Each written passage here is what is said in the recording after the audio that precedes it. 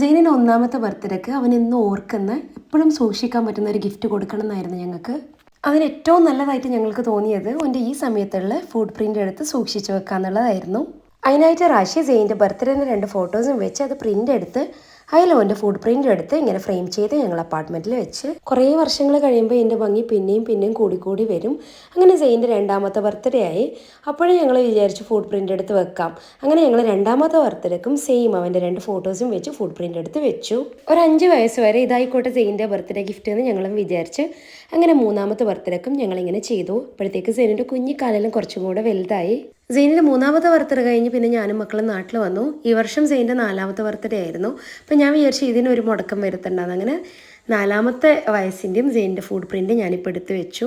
സെയിനിന് 4 വയസ്സായപ്പോൾ ആദമിന് 1 വയസ്സായി. അപ്പോൾ അവൻ്റെ ഫുഡ് പ്രിൻ്റ് ഇതേപോലെ എടുത്തു വെച്ചു. ഇപ്പോൾ അവരെ ചെറിയ പ്രായമാണ്. നാളെ അവർ വലുതായിട്ട് അവരുടെ ഇങ്ങനെ മൈൽ സ്റ്റോണും മൊമെൻറ്റ്സ് ഒക്കെ നമ്മളിങ്ങനെ സൂക്ഷിച്ച് വെച്ചത് കണ്ട് അവർ ഹാപ്പി ആവുമായിരിക്കും ഇൻഷാ അല്ലാഹ്.